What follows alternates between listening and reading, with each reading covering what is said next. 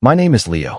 I'm 28, and I'll never forget the way the air in that room felt heavy with smugness the day of the will reading. It was one of those days where, even before anything is said, you can feel the judgment pressing down on you like a weight you can't shake off. My family had gathered in the cramped office of the attorney handling my late grandfather's estate, all sitting stiff in their chairs, whispering behind forced smiles.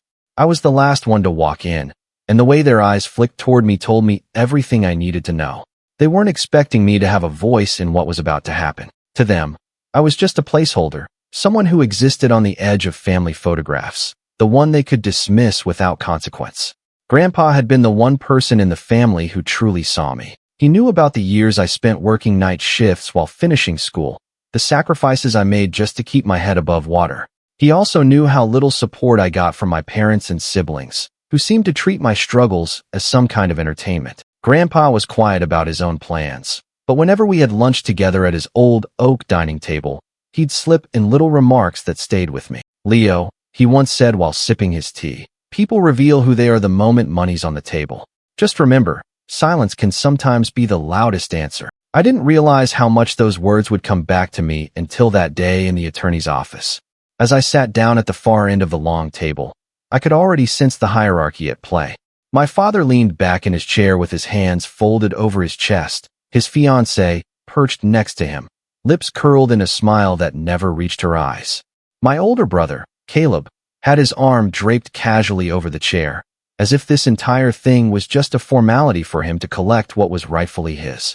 My sister, Chloe, scrolled absently on her phone, looking up only to smirk when she caught me glancing her way. They weren't even subtle about their expectations. To them, Grandpa's legacy was a buffet, and they had already decided which plate was mine, empty. The attorney began reading the document, his voice steady and calm, but I barely heard the first parts. All I caught were little fragments: the house, the land, certain savings accounts, personal items. Every time my name was mentioned, I felt a shift in the room, a collective tightening of jaws and narrowing of eyes. By the time my share was outlined, I could feel their anger simmering just below the surface. It wasn't small. It wasn't something they could brush aside. My name was attached to a portion of the inheritance that, in their minds, should never have been mine. I wasn't supposed to matter this much. That's when Caleb leaned forward, breaking the silence. "Well, of course, Leo will hand it over," he said, his tone dripping with certainty. "I mean, let's be honest. You don't even need it. You wouldn't know what to do with it anyway." The room rippled with laughter, short, sharp, the kind of laughter that doesn't come from joy but from the thrill of cutting someone down. Chloe chimed in without looking up from her phone. "Don't be difficult, Leo. It belongs to us. Everyone knows that." My father didn't laugh, but the way he gave a slow nod felt worse than laughter. It was approval, agreement, silence as a weapon. I didn't respond right away. I could feel the blood rushing to my ears, every muscle in my body telling me to lash out, to shout, to tell them exactly what I thought of their entitled arrogance. But Grandpa's voice echoed in the back of my mind. Silence can sometimes be the loudest answer. So, I stayed quiet, leaning back in my chair, hands clasped together tightly enough that my knuckles turned white. They mistook it for weakness. They always did. To them, my silence wasn't composure. It was surrender, and that made them bolder. Caleb smirked and tapped the table like he was sealing the deal. "See? He knows it. He knows it's not his. We'll sort out the details later, but at least he's not making a scene." Chloe finally put her phone down, crossing her arms. "Good. I don't want to waste more time on this. Grandpa clearly didn't think this through. At least we'll fix it." Their words stung, not just because of the assumption that I was incapable, but because of how easily they dismissed everything I had gone through to get to that table. Every sacrifice, every hardship, every night I wondered if I'd even make it through the next week. It all meant nothing to them. They saw me as disposable. The attorney shifted uncomfortably, clearly unsure whether to intervene, but I caught his eye and gave a small nod. I wasn't ready to speak yet, but I wanted him to keep reading, to let the silence stretch a little longer because I knew something they didn't, something that would turn their smug grins into looks of disbelief. And when the moment came, I wanted every word to land with the weight of everything I had held back for years. I sat there quietly, letting their words sink deeper, letting the laughter die down until the room grew still again. My father's fiancée leaned over and whispered something in his ear, and they both chuckled under their breath as if they were already planning how to spend what was supposed to be mine. And that's when I decided, when I finally opened my mouth, I would give them exactly what they weren't expecting. Just one sentence, just one truth that would shatter their certainty. And the second I spoke, every single smile in that room vanished. The sentence I spoke was short, calm, and measured so much so that I could see the confusion flicker across their faces before it hardened into unease. But I won't reveal that yet. What mattered in that moment was the shift in the room. The laughter died, the smirks faltered, and suddenly every set of eyes was trained on me, as if I had just broken some unspoken rule of their carefully constructed hierarchy. That silence, their silence, was the first real acknowledgement that maybe I wasn't going to play along this time, and that scared them more than they'd admit. Caleb tried to recover first, leaning back in his chair with exaggerated ease. Don't try to act smart, Leo. You don't know what you're talking about. You always think you're clever, but in the end, you're the one who screws it up. He glanced at Chloe, who quickly jumped in. Exactly. Just don't make this harder than it needs to be. Grandpa's will was confusing. Obviously, he didn't mean it the way it was written. He was old, tired, probably pressured. Her eyes flicked toward me, narrowing as though I had somehow manipulated Grandpa into giving me more than I deserved. I clenched my fists under the table, trying to keep my breathing even. It wasn't the words alone that stung. It was the casual cruelty behind them, the way they rewrote history in real time to fit their narrative. Grandpa wasn't confused. He wasn't pressured. He knew exactly what he was doing. And if they had paid half the attention they should have, they would have seen it, too. But that was the story of my family. They only saw what they wanted.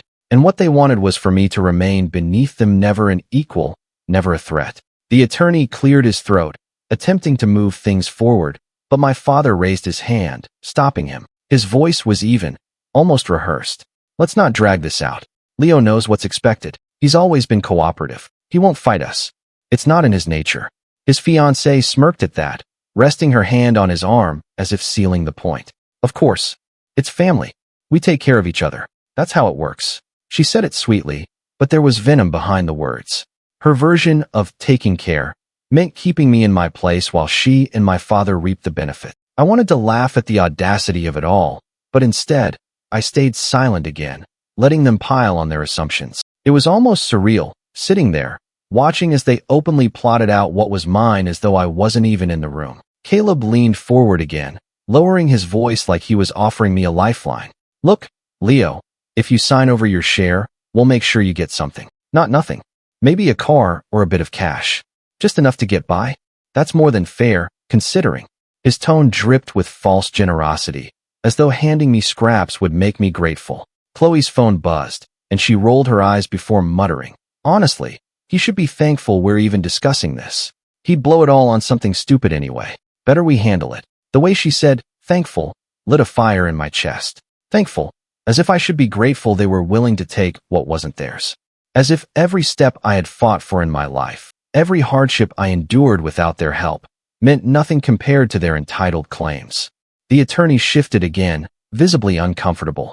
He tried to resume reading, but once more my father interrupted, this time more firmly. We'll handle the rest privately. There's no need for the details to be dragged out here. We'll sort out the paperwork and make sure Leo understands what's best for everyone. That phrase, what's best for everyone, hit me like a slap. It wasn't about everyone. It was about them, about control, about keeping me small. For a moment, I felt like I was 16 again, sitting at the dinner table while Caleb and Chloe were praised for grades, sports, friends, anything at all, while my achievements, however hard won, were brushed aside. I remembered the countless nights of being told to stop being difficult, to be grateful for what you're given, to do the right thing for the family. This was no different. Just bigger stakes, higher numbers, but the same suffocating pattern. I stayed quiet, but inside something shifted. I could feel the anger hardening into resolve. Their words didn't crush me this time. They sharpened me. They wanted me pliable, silent, erased.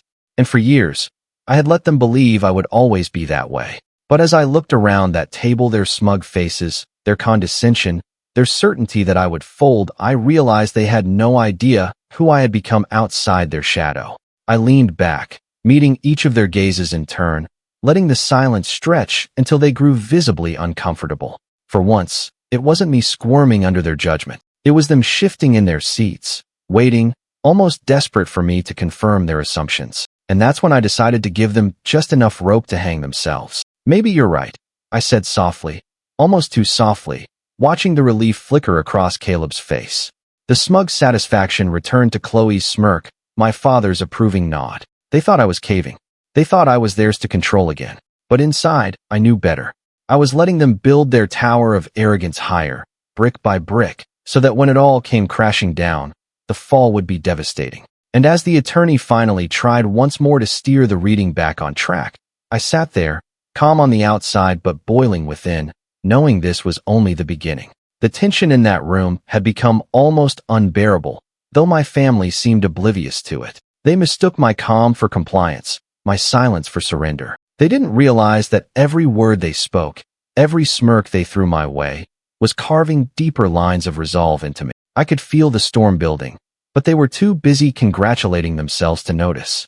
The attorney finally pressed on, reading the rest of Grandpa's will, carefully outlining the division of property, accounts, and personal effects. Each time my name came up, the irritation in my siblings' faces deepened. When he mentioned the cabin upstate, one of Grandpa's most prized possessions, Chloe let out a sharp laugh. That's absurd. Grandpa wouldn't want Leo anywhere near that place. He barely even visited him there. It wasn't true, and we both knew it. In fact, the cabin was where Grandpa and I had spent countless weekends together, fishing in the lake at dawn, sitting by the fire in the evenings while he told me stories about his youth. It was the one place I felt like I belonged, where I wasn't competing against Caleb's charm or Chloe's accomplishments. Hearing her dismiss it so casually, twisting the truth so carelessly, felt like someone driving a knife between my ribs. Caleb jumped in immediately, his voice loud and commanding. There's no way he meant to leave that to Leo. He probably meant for me to oversee it for the family. Leo wouldn't even know how to maintain it. It'd fall apart in his hands. He leaned toward the attorney, lowering his tone in a way that was meant to sound persuasive, but came off as manipulative. You should double-check that. Grandpa must have made a mistake. He wasn't thinking clearly near the end. I wanted to shout, to call out the lies for what they were. But the attorney, to his credit, shook his head firmly. Mr. Harrison was very clear in his instructions regarding the cabin. He specified that it go directly to Leo. No conditions attached. The word should have been vindicating. Instead, it lit the fuse. Chloe slammed her phone down on the table, startling everyone. This is ridiculous.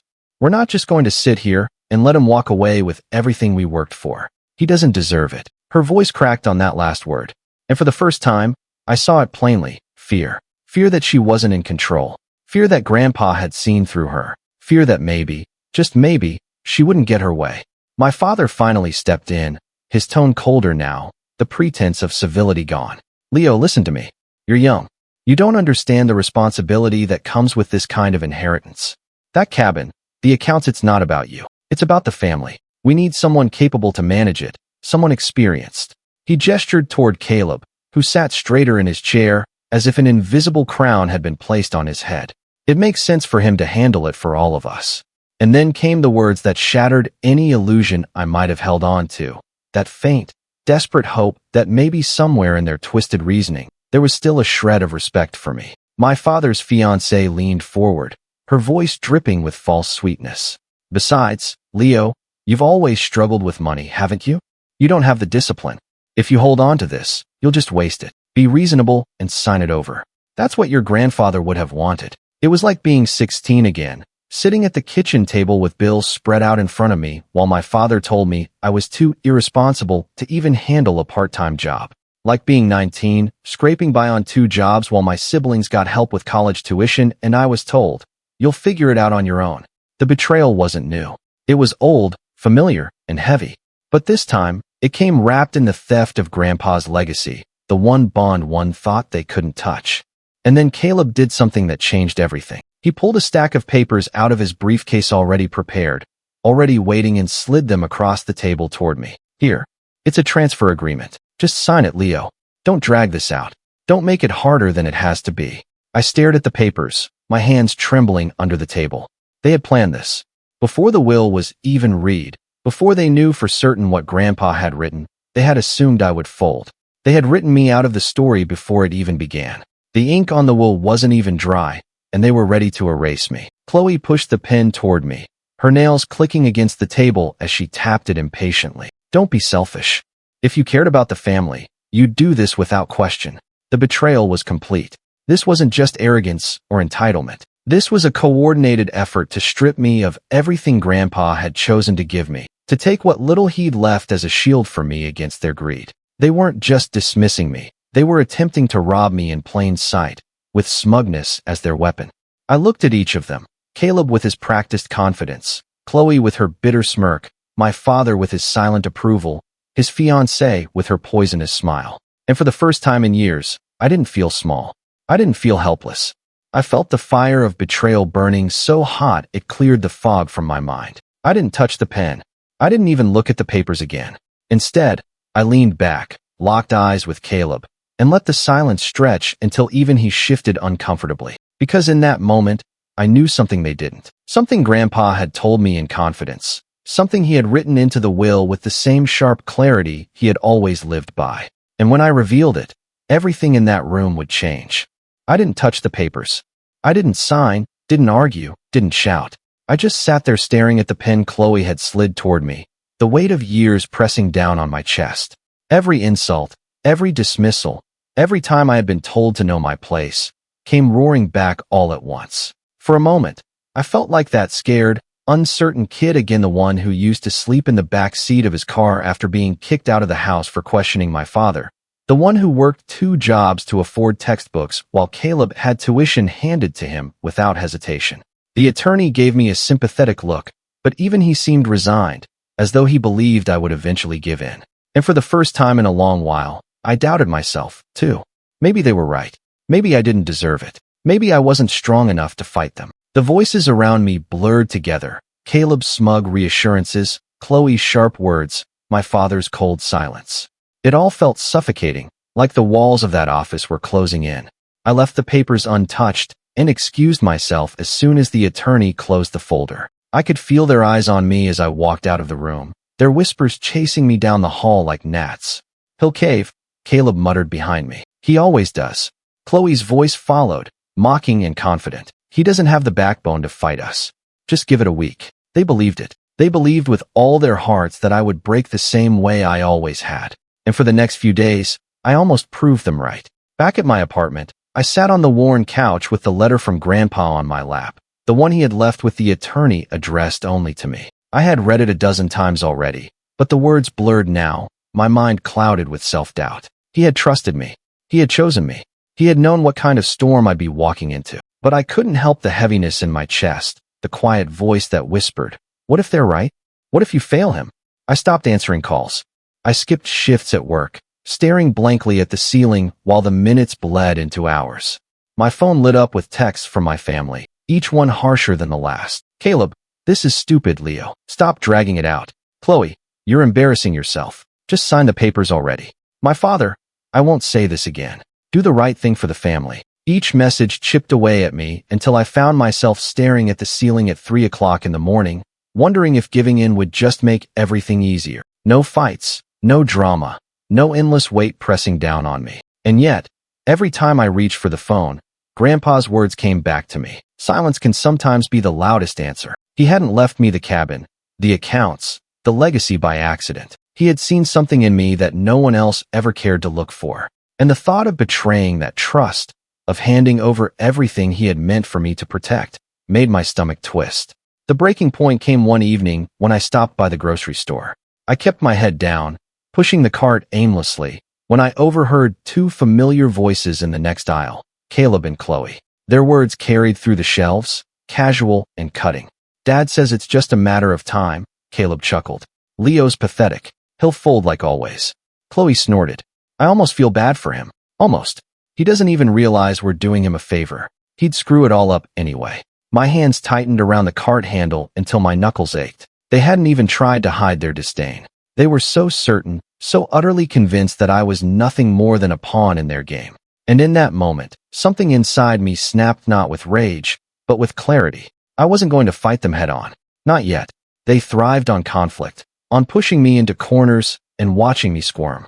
No, if I wanted to win, I had to do what Grandpa always did. Stay patient, stay quiet, and wait for the right moment. That night, I sat at my desk with Grandpa's letter spread out in front of me, reading it again under the yellow glow of the lamp. His handwriting was shaky but firm, the words deliberate.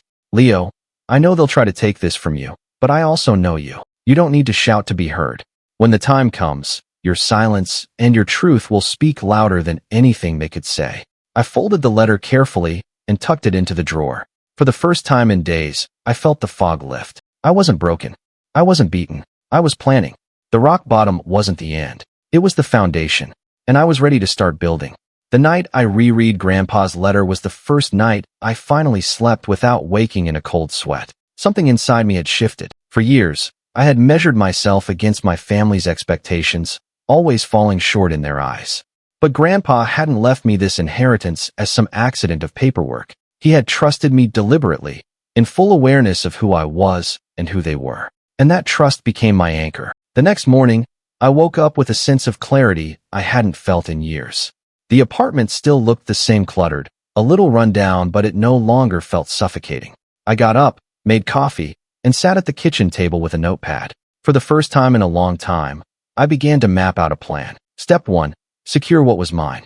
Not just physically, but legally, beyond any loophole Caleb or Chloe might try to exploit.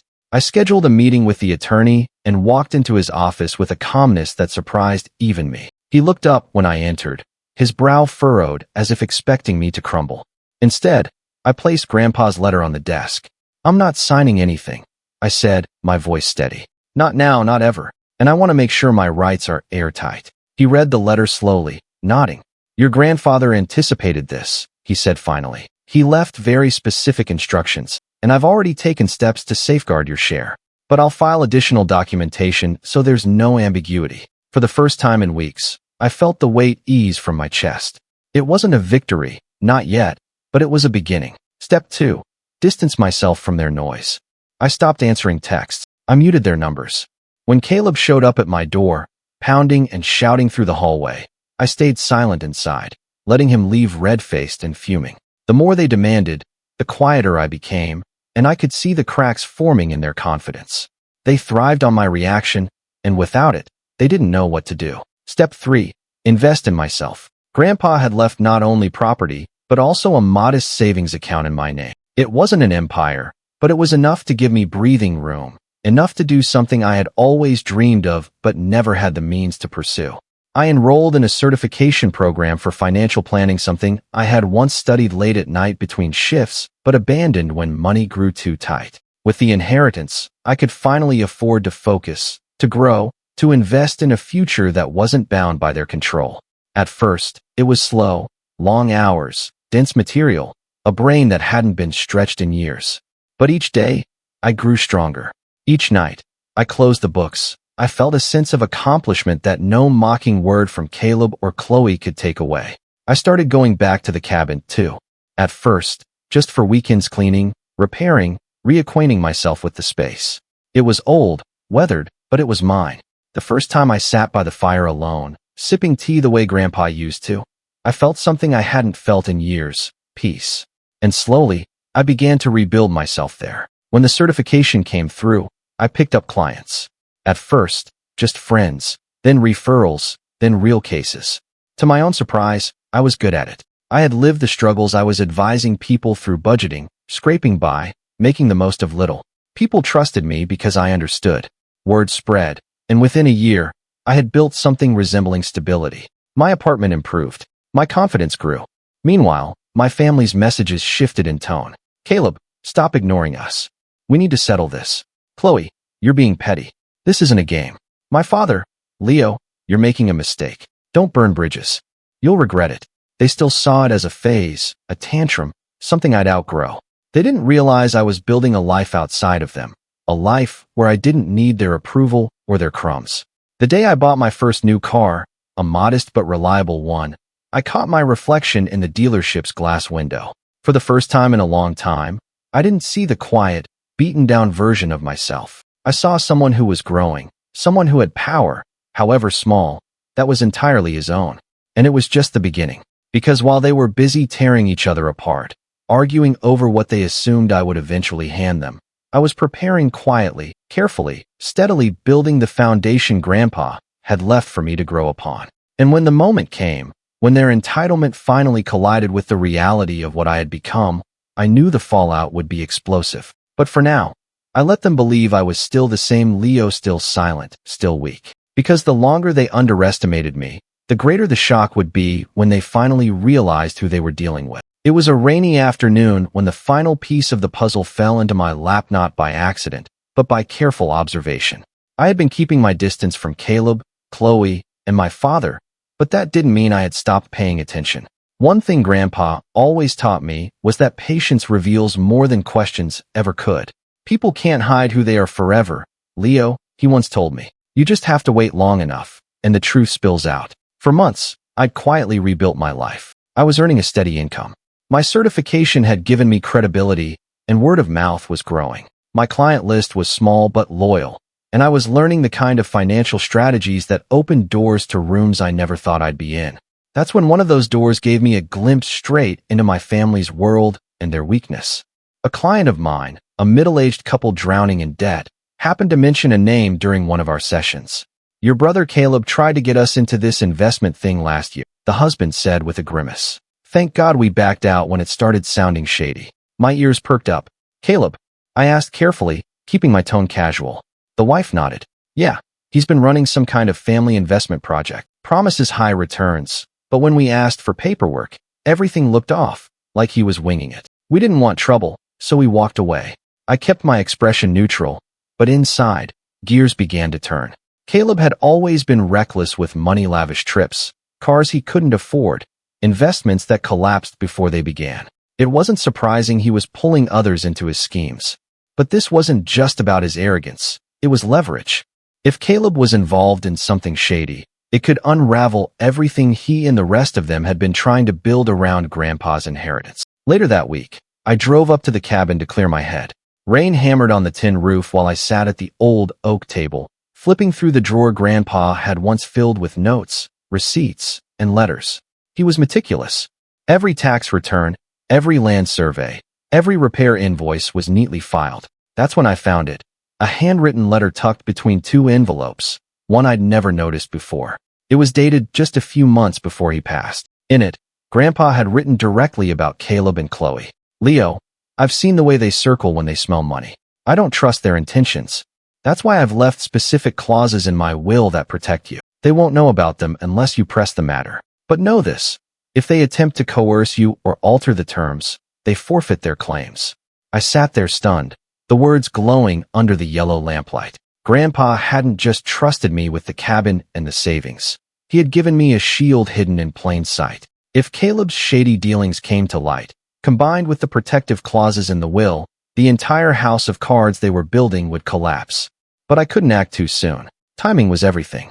If I showed my hand too early, they'd twist it, turn it against me, claim I was fabricating. No, I had to wait for the perfect moment when their entitlement reached its peak, when their guard was down, when they believed they had already won. That's when the truth would hurt the most. Over the following weeks, I started quietly collecting information. I spoke to people Caleb had pitched, listening more than I talked. I kept copies of every text my siblings sent, every email dripping with arrogance or threats. And I stayed close to the attorney, who, perhaps sensing my resolve, began volunteering little details about Grandpa's intentions, reminding me of how thorough he had been. At the same time, I made sure my life looked steady, uneventful. I posted nothing, shared nothing, kept everything close to the chest. My family thought I was fading into the background again, retreating into silence. What they didn't know was that every day, brick by brick, I was building a wall around what was mine and a hammer to bring theirs down. The final sign came in a voicemail from Chloe one late evening. Her voice was sharp, almost frantic, nothing like her usual smug confidence. Leo, enough is enough. Caleb's already working with Dad on a plan to liquidate assets. If you don't sign, you'll only make things worse for yourself. Don't think you can outsmart us. But buried in her threat was confirmation. They were already making moves, counting money that wasn't theirs, confident I'd bend before the pressure mounted. They didn't realize they were walking straight into the trap Grandpa had set for them, and that I was ready to spring it. The setup was nearly complete. The only thing left was the moment, the right stage, the right timing, the perfect silence before the truth landed like a hammer. And when it did, I knew it wouldn't just silence their laughter. It would break them. The call came on a gray afternoon, the kind where the clouds hung low enough to make the world feel smaller, tighter. It was my father, his voice clipped and rehearsed, as if he had been waiting for me to pick up just so he could read his lines.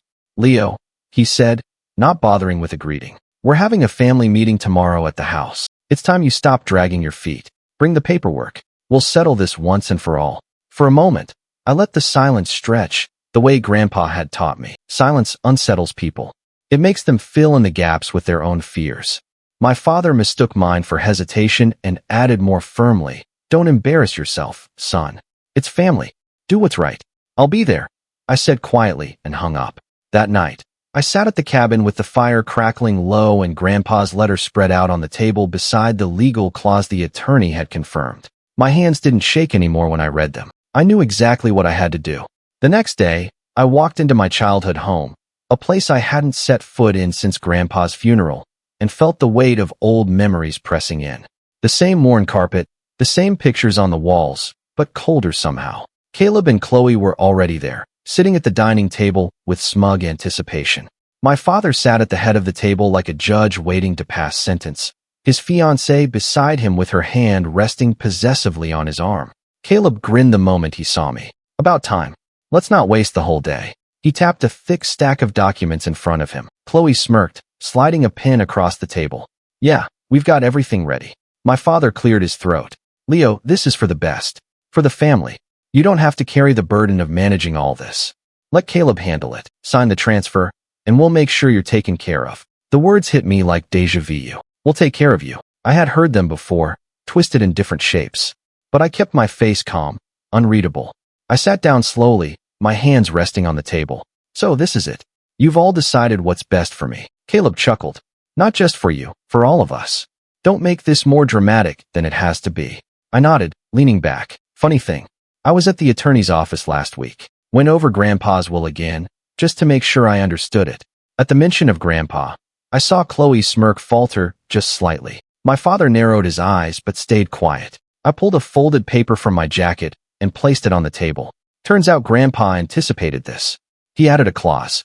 "If any of you tried to coerce or pressure me into signing over my inheritance, you forfeit your share." For the first time all afternoon, silence fell heavy in the room. Caleb blinked, then laughed too loudly. "That's ridiculous. You're bluffing." "He wouldn't." "Would you like to see the paperwork?" I interrupted, my voice steady. "The attorney has already filed it with the court. Every message you sent me, every time you pushed papers in front of me, every thread, it's all documented, and legally, it's enough." Chloe's face drained of color. "You wouldn't," she whispered. I leaned forward, lowering my tone so they had to strain to hear me. "Grandpa gave me more than property. He gave me protection from exactly this. And you walked right into it." My father shifted uncomfortably, his jaw tightening. "Leo, be reasonable. This isn't what he wanted." "This is exactly what he wanted." I cut him off, my voice rising for the first time. "He knew who you were. He knew what you'd try. That's why he trusted me, not you." The silence that followed was different from before. This wasn't smug dismissal or mocking laughter. It was raw, stunned quiet, the kind that comes when the ground beneath you suddenly shifts. For years, they had counted on me being silent, compliant, weak. And now, with just a few calm sentences, I had flipped their entire game upside down. Caleb's hands clenched into fists, his bravado faltering. Chloe's eyes darted to my father, looking for reassurance, but found none. Even his fiancée shifted uncomfortably, her grip on his arm loosening. And I sat there, perfectly calm, watching the empire of entitlement they had built start to crumble. The silence that followed was unlike anything I'd ever felt in that house. Growing up, silence usually meant judgment, a pause before a cruel word, a breath before disappointment landed like a hammer. But now, the silence was theirs, heavy, cracking, uncertain. Caleb was the first to break. He shoved the papers across the table, his voice cracking as anger fought with fear. "You think you're clever, Leo? You think this will hold up? Dad won't let this stand. We'll fight it in court if we have to." I met his eyes and shook my head. "You already lost. The clause is binding. The attorney has every message, every voicemail. The harder you fight, the deeper you bury yourselves." Chloe tried next, her voice shrill, desperate, nothing like her usual smugness. "This isn't fair. He manipulated Grandpa. He doesn't even know what he's doing with money. He'll waste it. I stood, pushing my chair back with a calm scrape against the floor. Maybe I will, maybe I won't. But it was never yours to decide. And now, because you couldn't help yourselves, it won't be yours at all. Her face went pale. She opened her mouth, but no words came out. My father's silence was different. He sat there, jaw tight, eyes narrowed, like a man who realized too late that the battle had already been lost. For years, he had held all the power with just a look, a word, a withheld ounce of approval. But now, his gaze didn't move me. It didn't scare me. It didn't matter. When he finally spoke, his voice was low, almost pleading. Leo, we're family. Don't do this. You'll regret it. I looked at him, really looked at him for the first time in years, the man who had never defended me, never supported me, never saw me except as a burden or a tool. And for the first time, I didn't feel the need to prove myself to him. No, I said softly. The only thing I'd regret is letting you take from me what Grandpa meant me to protect. I picked up the folded letter from the table, Grandpa's words. My shield in, slipped it back into my jacket pocket. Then I turned and walked toward the door. Behind me, Caleb cursed under his breath. Chloe choked on her outrage, and my father's fiancée muttered something about lawyers, but none of it mattered. Their voices had lost their power. I paused at the doorway and looked back one last time. They sat there, stunned, the empire of entitlement they had built crumbling around them. The same table where they once laughed at me now held the silence of their defeat. Grandpa saw you clearly, I said, my voice steady. And now so do I. Then I left, closing the door behind me. The rain outside had stopped, and for the first time in years, the air felt light. And in that moment, walking away from the house that had never felt like home, I realized the truth. I wasn't the weak one. I never had been. The real weakness was theirs. Their greed, their arrogance, their blindness. Grandpa had trusted me, and I had proven him right.